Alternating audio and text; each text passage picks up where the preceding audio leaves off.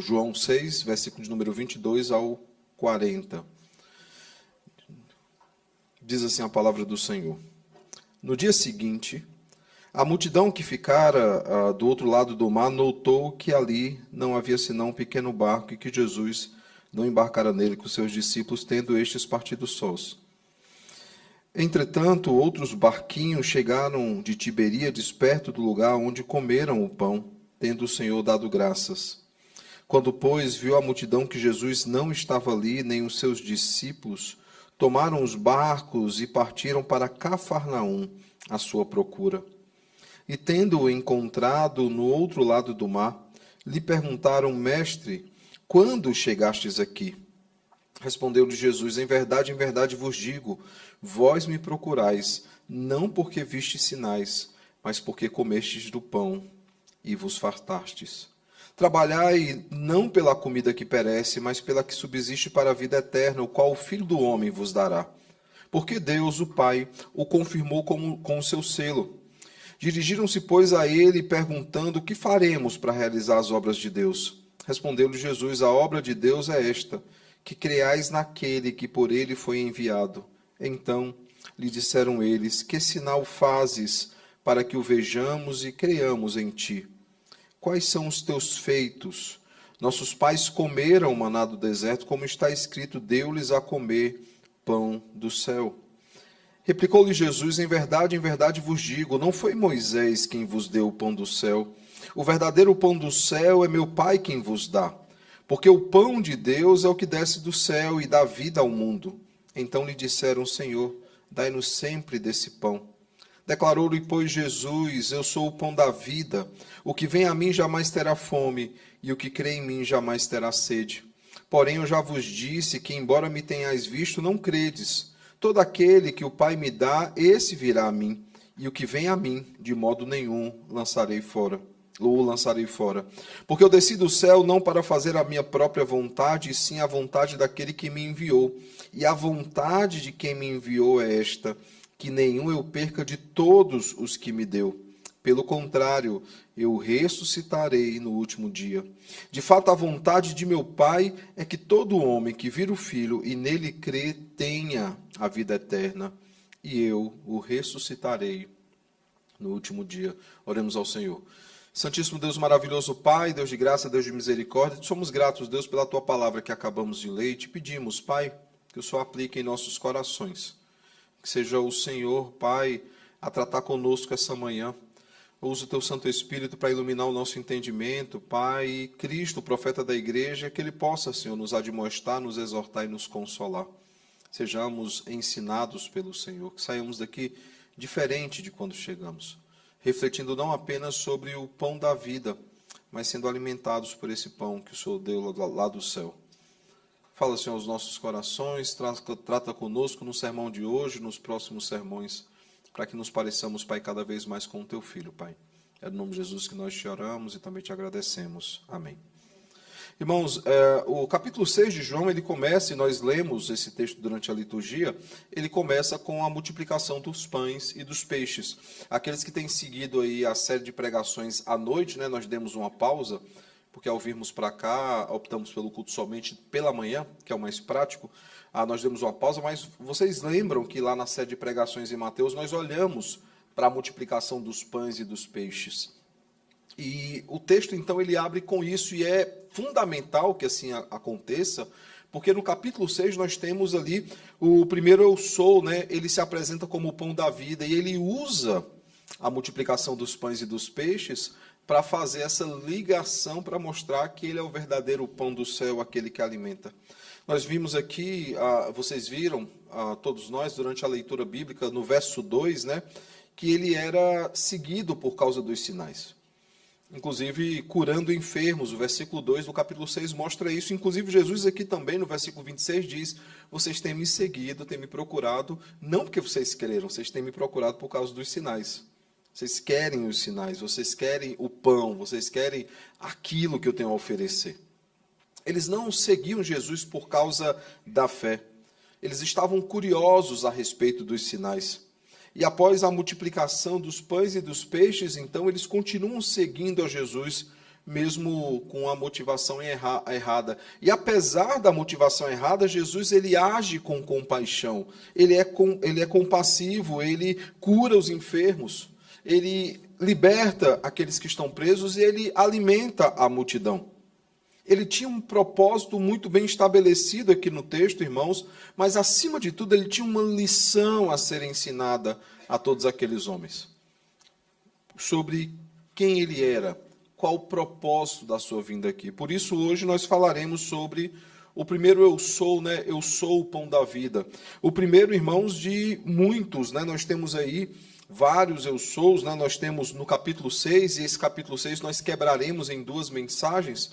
Eu iniciarei, eu sou o pão da vida, o reverendo Tiago vai concluir esse primeiro eu sou, mas nós temos outros eu sou, né? Nós temos no capítulo 8, no capítulo 10, 2 eu sous no capítulo 10, nós temos no capítulo 11, no 14, talvez o mais conhecido, né? Eu sou o caminho, a verdade e a vida, e também no capítulo 15, quando ele fala que ele é a videira.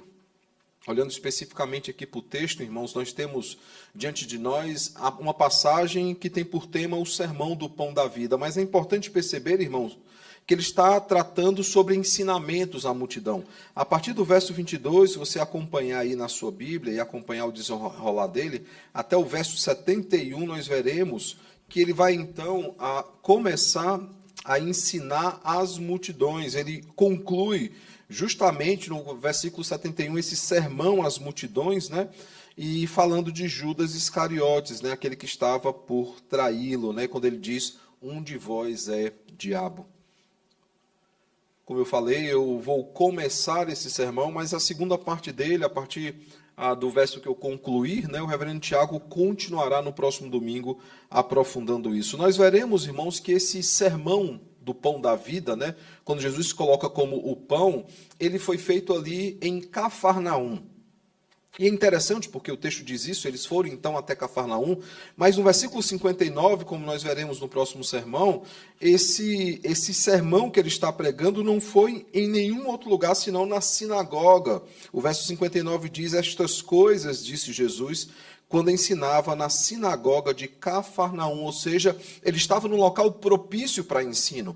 Não que os outros locais eles não fossem propícios para que ele pudesse ensinar. Ele ensinou, por exemplo, ali na beira-mar, né, quando ele multiplica os pães e os peixes. Nós olhamos até que isso era um método muito comum, ensinar na beira-mar. E o que é que acontecia? A multidão ficava na areia, ficava sentada assistindo, e o interlocutor, aquele que falaria, ficava em pé num barco falando à multidão. Por quê? Porque o vento vinha das suas costas e levava o som das suas palavras. Era o microfone daqueles dias. Eu falo sobre local propício para ensino porque não havia um local mais propício para ensinar do que a própria sinagoga, onde somente mestres ensinavam. Então Jesus está ali na sinagoga de Cafarnaum e ele tinha por tema-chave, irmãos, aquilo que é o versículo 35, eu sou o pão da vida. Ele usa a multiplicação dos pães e também dos peixes, mas principalmente dos pães. Ele usa a multiplicação e ele usa a fala infeliz da multidão quando eles disseram, né? Ah, você nos alimentou com pão, ok, porque ele fala, vocês só estão me procurando por causa do pão. E aí eles ficam meio dodóizinhos, né, reclamando, e não é a primeira vez que eles vão ficar dodói, lá no capítulo 8, por exemplo, quando ele fala que eles, em Cristo e na palavra do Senhor, eles seriam verdadeiramente livres, eles ficam dodói e falam assim, mas nós nunca fomos escravos. Bastava consultar a história dos judeus para entender que sim, eles foram escravos em vários momentos da sua história. E aqui eles fazem a mesma coisa, eles citam o Antigo Testamento para dizer assim, mas o Senhor nos alimentou ali no deserto com um pão. E o Senhor não, Moisés, né? Ele fala assim, não, quem alimentou vocês foi o meu pai é que dá o verdadeiro pão, é ele quem nos alimenta. E ele usa então essa expressão, eu sou, né? E é interessante porque era a forma como o Deus pactual se apresentava ao seu povo, eu sou. Moisés pergunta para o Senhor, quando me perguntarem da parte de quem eu vim, diga que o eu sou te enviou. E Jesus, então, ele usa essa expressão numa primeira analogia ao pão da vida, que também é uma expressão bem judaica, algo bem do contexto judaico, basta lembrar do maná dos céus, maná esse inclusive presente na Arca da Aliança. Ele usa então dessa expressão para poder mostrar que ele é de fato o Messias, que ele é de fato o Filho de Deus. E lembre, irmãos, o propósito do Evangelho de João é esse, Nós já vimos esse texto, João capítulo 20, verso 30 e 31, quando ele diz o seguinte: registrei poucos sinais, e esses poucos sinais que eu registrei, João é um dos que menos registra milagres, e um dos poucos sinais que eu registrei para mostrar que ele é o Cristo, que ele é o Filho de Deus. E aqui então nós temos, irmãos, justamente dentro disso, essa comprovação. Ele usa então a analogia eu sou para se apresentar como o Filho de Deus. Ele pode falar dessa forma porque ele é também Deus. Essa é a preocupação de João, irmãos, provar que Jesus ele era o Cristo, provar que ele era verdadeiro Deus e verdadeiro homem. E embora, irmãos, João registre sinais manifestados por Jesus, ele não registra simplesmente milagres, ele registra com um propósito muito específico para testificar a divindade de Jesus. Assim, irmãos, João ele segue adiante, rapidamente ele segue adiante, irmãos, para o sermão de Jesus, ele apresenta a realidade de todos nós que somos pecadores. Aqueles que são pecadores têm fome e têm sede.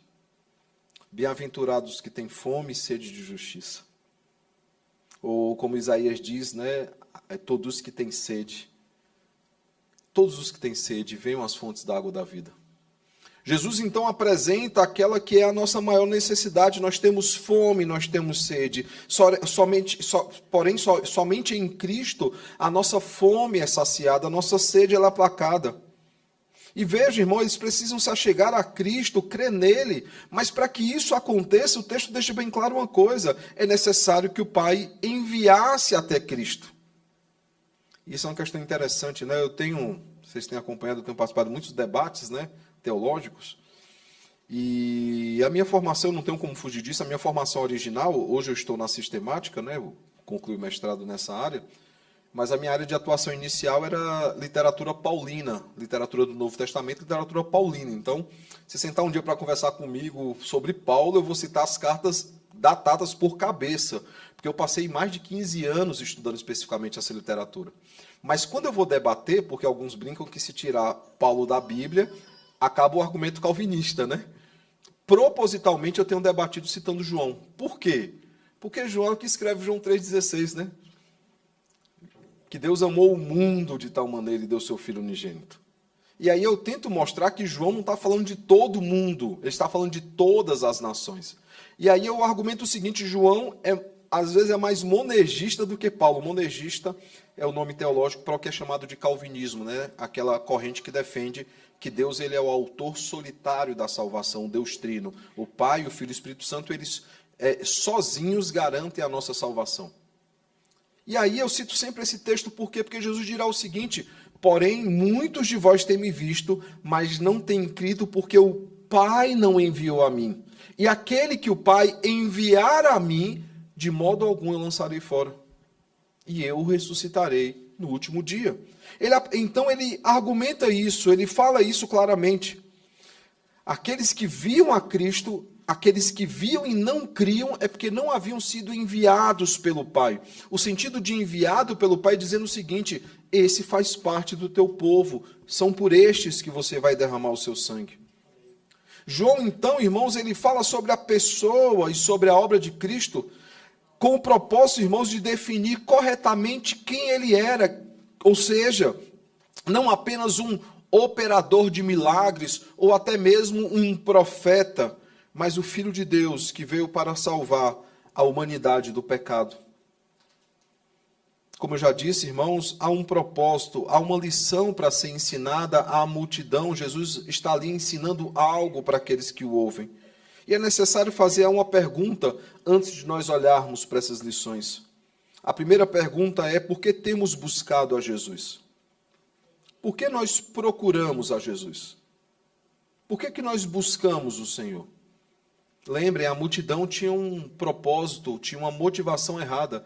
Eles buscavam o Senhor por causa do pão, por causa daquilo que o Senhor poderia dar para eles. Mas perceba, irmãos, o mais precioso, que era a vida eterna, ele dirá isso, eles não procuravam. Uma outra pergunta que talvez seja até melhor é: por que devemos buscar a Jesus? Por que é importante buscar a Jesus? Bem, irmãos, a partir do texto dessa manhã, eu creio que algumas coisas nos são ensinadas sobre buscar a Cristo. E o texto de hoje nos ensina que nós devemos buscar a Cristo pelo menos por 3 motivos. O primeiro deles é nós devemos buscar a Cristo como Salvador. Veja, irmãos, o verso 26 e o verso de número 27 diz o seguinte: em verdade vos digo, vós me procurais, não porque vistes sinais, mas porque comestes dos pães e vos fartastes. Trabalhai não pela comida que perece, mas pela que subsiste para a vida eterna, a qual o Filho do Homem vos dará, porque Deus, o Pai, o confirmou com o seu selo. E veja o que é que ele afirma aqui no verso de número 29, a obra de Deus é esta, que creais naquele que por ele foi enviado. Cristo foi enviado pelo Pai. Na oração sacerdotal, também registrada por João ali no capítulo 17, ele vai dizer: Pai, eu te glorifiquei na terra, porque eu cumpri a tua vontade na minha vida. Ou em João 10, quando ele está falando sobre o bom pastor que dá a vida pelas ovelhas, ele vai dizer isso: eu tenho autoridade para entregar a minha vida, eu tenho autoridade para reaver a minha vida, e esse mandato eu recebi de meu Pai. Percebe, irmãos, que Jesus claramente ele é obediente ao Pai, ele submete à vontade do Pai, ele foi obediente até a morte, morte de cruz, como Paulo diz lá aos Filipenses, no capítulo 2. Ele mostra, irmãos, que ele foi enviado pelo Pai. E perceba, ele mostra que também até mesmo o pão, na época de Moisés, foi dado por Deus. É Deus quem cuida do seu povo, é Deus quem alimenta o seu povo, é Deus que salva o seu povo. E há uma preocupação já do Senhor para essa memória seletiva que o povo de Deus tem, porque venhamos e convenhamos, irmãos, nós só lembramos de reclamar do Senhor muitas vezes. O Senhor faz tanto por nós, nós não nos lembramos de agradecer, mas de reclamar nós reclamamos bastante. Por exemplo, Deus sabia tanto que o seu povo tinha uma memória seletiva e esquecia facilmente das coisas, que lá em Deuteronômio 6 ele diz: ensine isso aos filhos de vocês. Ensine às outras gerações. Por quê? Porque vai chegar um momento que eles estarão nas casas, estarão usando os poços, as plantações dos animais que eu dei para o meu povo. E se vocês não ensinarem a eles a respeito do que eu fiz por vocês no Egito, eles vão achar que é mérito deles. E aí chega Juízes 2 e diz o seguinte: levantou-se então a geração, após a geração de Josué, que não conhecia o Senhor, não conhecia as obras do Senhor, de como ele libertou o seu povo com mão poderosa do Egito, e passaram então a adorar os deuses da terra, trazendo sobre si a ira de Deus. Jesus aqui então, irmãos, ele faz questão de trazer a memória daquele povo, tão seletiva, como veremos no capítulo 8 mais à frente, né? Eles nem lembravam que eram escravos, ficaram ofendidos quando Jesus disse que eles eram escravos. Ele traz então, irmãos, a memória de que é Deus quem dá o pão. E no verso 33 ele fala assim: porque o pão de Deus é o que desce do céu e dá vida ao mundo. E ao ouvir essa expressão, talvez os desavisados achassem que eles estavam falando do maná dos céus. Só para lembrar, irmãos, Deus ele é tão perfeito na sua obra, mas ele cuidou tão bem do seu povo, que todos os dias ele dava o maná dos céus. E eles só precisavam pegar para comer naquele dia. Se eles tentassem guardar como uma prova de falta de confiança no Senhor, o maná estragava do dia para o outro. Na sexta-feira, porque no sábado eles tinham que descansar, na sexta-feira Deus dava a porção dobrada. Eles podiam recolher o suficiente para comer na sexta e comer no sábado, e aquela comida não iria estragar. Jesus então olha e fala assim: o pão de Deus é o que desce do céu e dá vida ao mundo. E antes que eles pensassem sobre o maná, eles precisavam refletir que quem era o verdadeiro pão. Por isso Jesus afirma: eu sou o pão da vida. Sou eu que é dado pelo Pai. Sou eu que dá vida ao mundo. Cristo, ele é o pão dos céus, irmãos, dado pelo Pai para que tenhamos vida eterna. E nesse texto ele explica, irmãos, quem poderia crer. Não seria qualquer pessoa que creria. Jesus, por exemplo, ensinava por parábolas. Parábolas era um método tipicamente farisaico de ensino. Eu não me refiro ao termo pejorativo, mas a escola de fariseus, os fariseus ensinavam por parábolas, mas os fariseus ainda assim não entendiam. E Jesus fala que propositalmente ensinava por parábolas e que propositalmente o entendimento deles era cegado, para que eles não entendessem aquilo que ele estava ensinando. Veja, irmãos, quem é que poderia crer? Aqueles que o Pai enviasse até Cristo. E não somente iria até Cristo, mas creria em Cristo, seria transformado por Cristo, seria salvo por Cristo, seria mantido salvo e ressuscitado no último dia. Veja essa expressão, irmãos. Ninguém poderá tomar das minhas mãos. A expressão é mais ou menos o seguinte.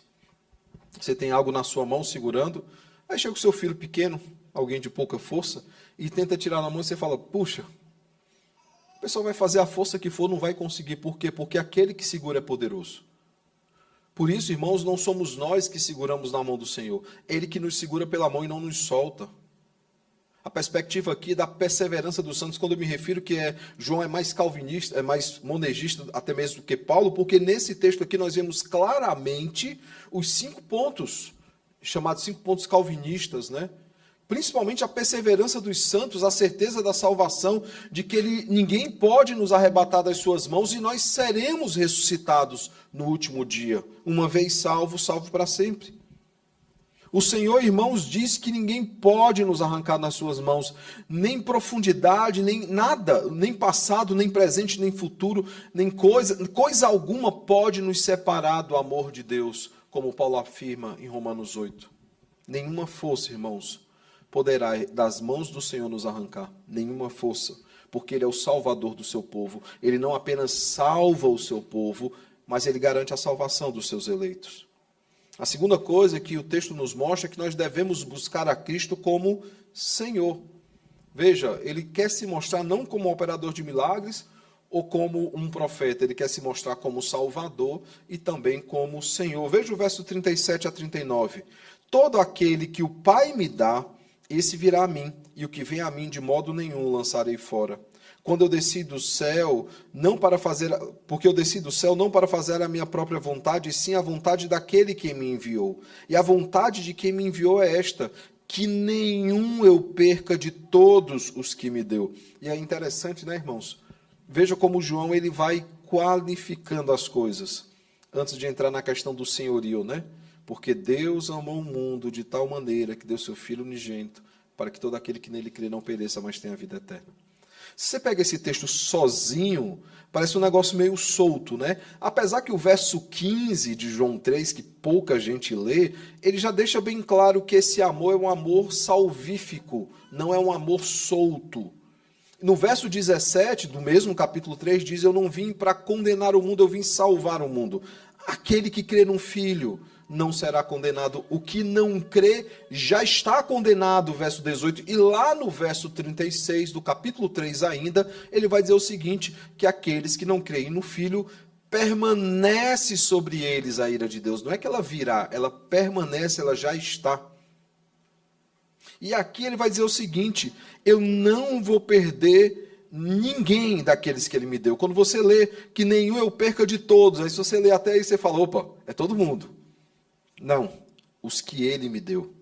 Pelo contrário, eu ressuscitarei no último dia. Todos que o Senhor enviou até Cristo, que o Pai lhe deu, pertencem a Cristo. Por isso ninguém pode nos arrancar das suas mãos. Nós somos propriedade dele. Essa é a base da doutrina da eleição. Aquele que de antemão nos elegeu, ele também garantiu a nossa salvação.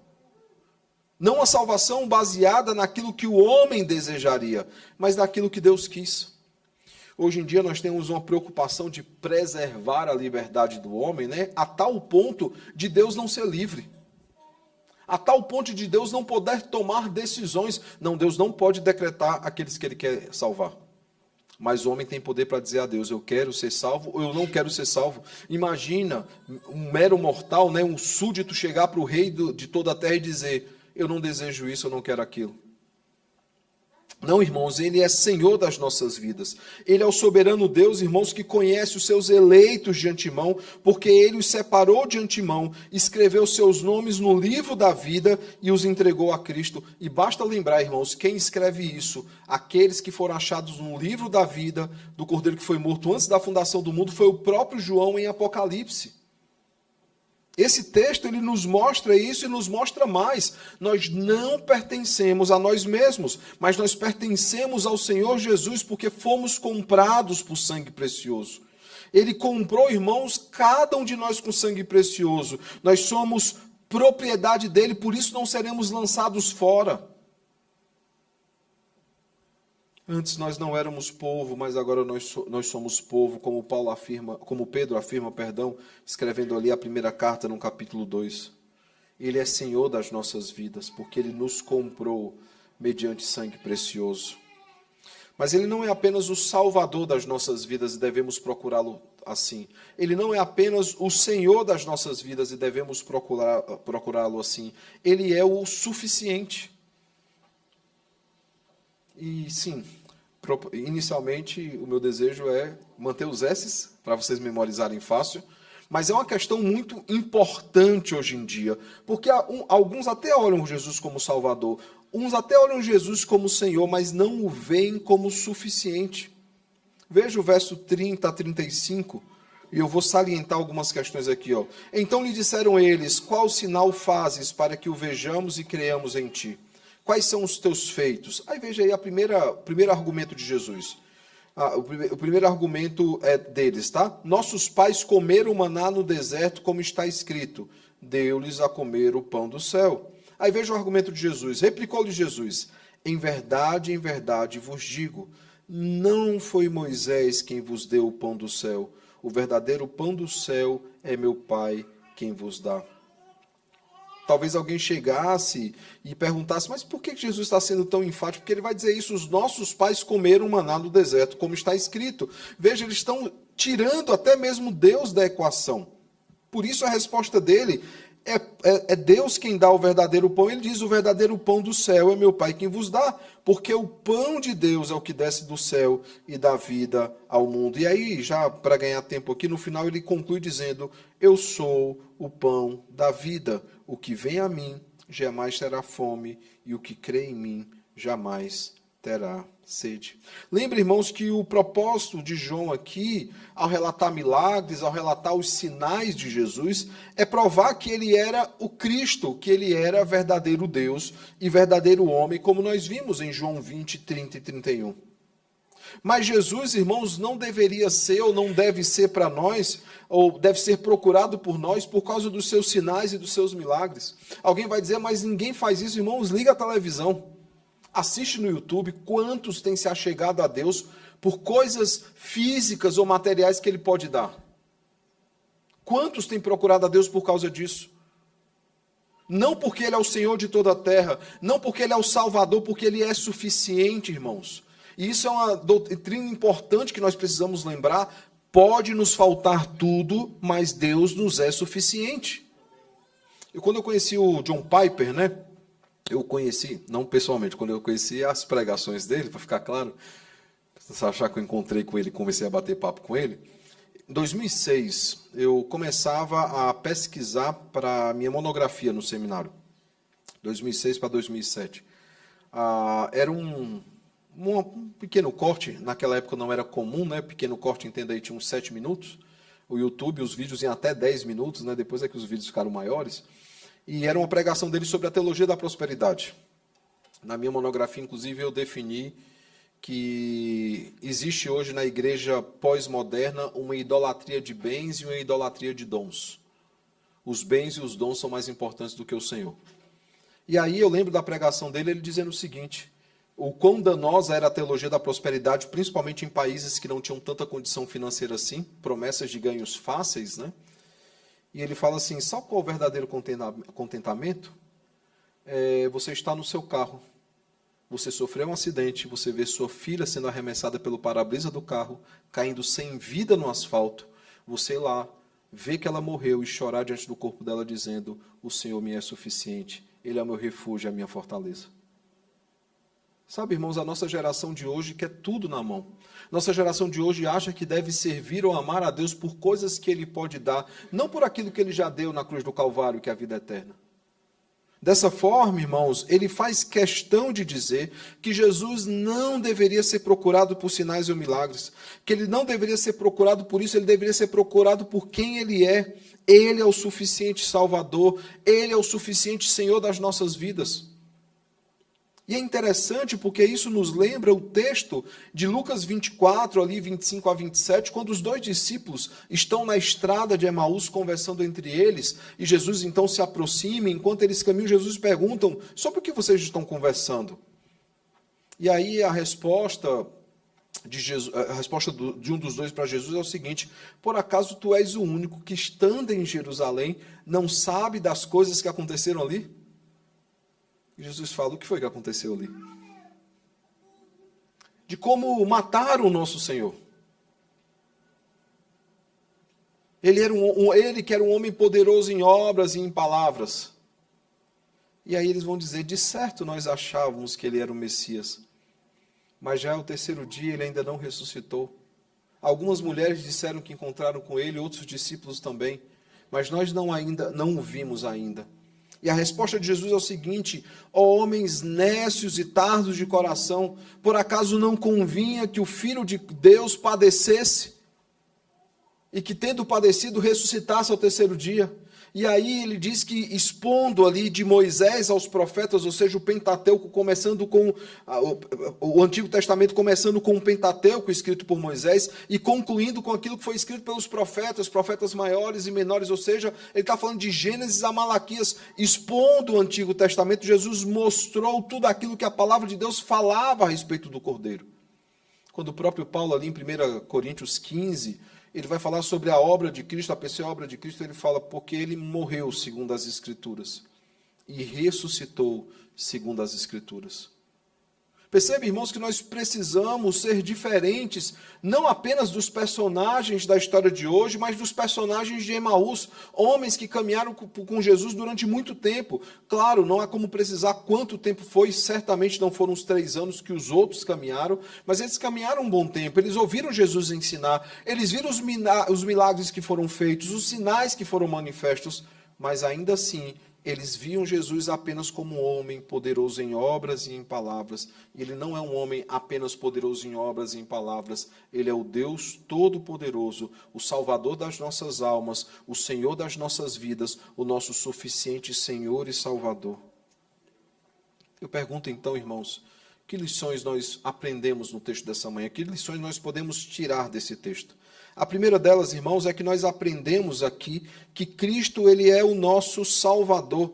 Ele morreu pelos nossos pecados para satisfazer a justiça de Deus e nos comprar para si com o seu sangue precioso. Lembre, irmãos, a justiça e a santidade de Deus clamavam por satisfação.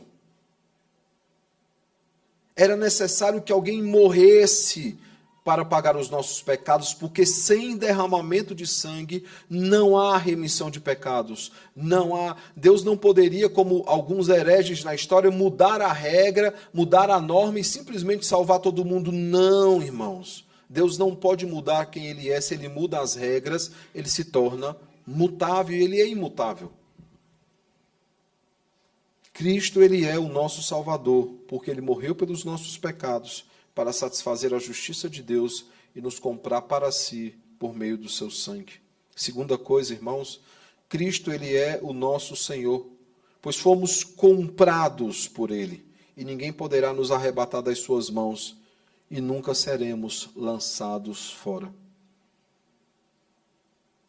Nós somos dele, ele é o nosso Senhor, nós somos propriedade de Cristo. Sacerdócio real, povo de propriedade exclusiva de Deus. Aqueles que não eram povo e se tornaram povo. Aqueles que não tinham alcançado misericórdia, mas em Cristo alcançaram misericórdia. De forma, irmãos, que ninguém pode nos arrancar das suas mãos. De forma que nós não seremos lançados fora. Né? Interessante essa expressão quando ele usa aqui, né? Que nenhum eu perca de todos o que me deu, pelo contrário, ressuscitarei do último dia. Veja que interessante, irmãos, como no verso 37, todo aquele que o Pai me dá, esse virá a mim, e o que vem a mim de modo nenhum o lançarei fora. É interessante porque aqueles que não são do Senhor são lançados fora. É uma expressão muito típica da Escritura. Não, irmãos, aqueles que são de Cristo, que são propriedade de Cristo, que ele pôs o seu selo, né? Você começar a olhar aqui as coisas, você vai ver que tem uma etiquetazinha da companhia de estágio. Tem, está tombado, está tudo tombado aqui, tá? Você não consegue levar para casa. Por quê? Porque foi tombado como patrimônio, está rolado no inventário da companhia de estágio.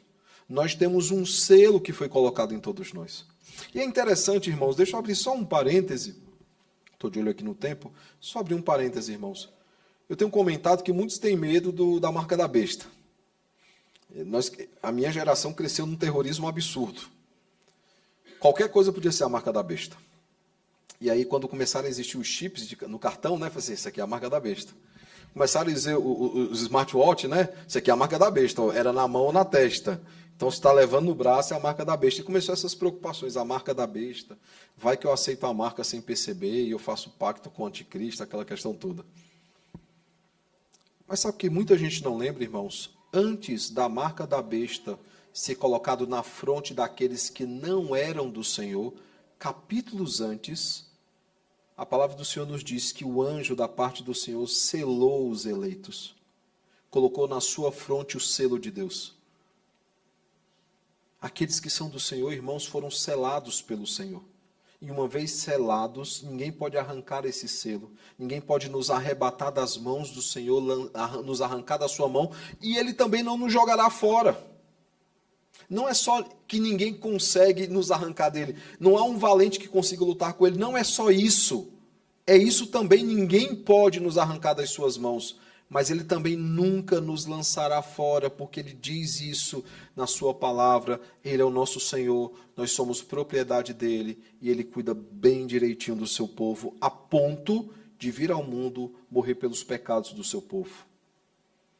Terceira e última coisa, irmãos, ele não é apenas o nosso Salvador, ele não é apenas o nosso Senhor. Cristo é a nossa suficiência. É Ele quem nos salva da ira vindoura. É Ele quem governa as nossas vidas. É Ele que sacia a nossa fome. É Ele que sacia a nossa sede. É Ele que cuida de cada um de nós, o bom pastor que deu a vida pelas suas ovelhas. E que em Apocalipse 7 nos diz que Ele estenderá sobre nós o seu tabernáculo. Ele nos levará para as águas de descanso. Não haverá mais fome, não haverá mais sede, não haverá ardor algum. E Ele enxugará dos olhos toda lágrima. Eu pergunto, irmãos, para onde nós iremos se só Cristo tem as palavras de vida eterna? Para onde, irmãos? Que o bom e eterno Deus, irmãos, nos ajude a entender que Ele não apenas é, mas precisa ser o nosso Salvador e Senhor. Mas não apenas isso, irmãos, Ele precisa ser também suficiente. Muitos hoje em dia querem um Cristo Salvador, mas não querem um Cristo Senhor. Querem ser salvos da condenação, mas não querem prestar contas a esse Deus. Ele não apenas salvou as nossas almas, Ele também salvou as nossas vidas, e nós somos dEle, propriedade dEle. E Ele, irmãos, é a nossa suficiência.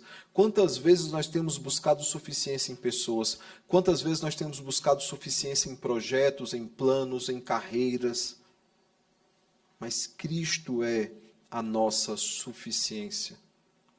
Por causa de Cristo nós podemos dizer, nada nos falta, o Senhor já nos deu tudo. Que o Senhor, irmãos, nos abençoe e nos faça crer de fato que Ele é o pão da vida, que quem for até Ele, estiver em Cristo, jamais terá fome, nunca mais terá sede.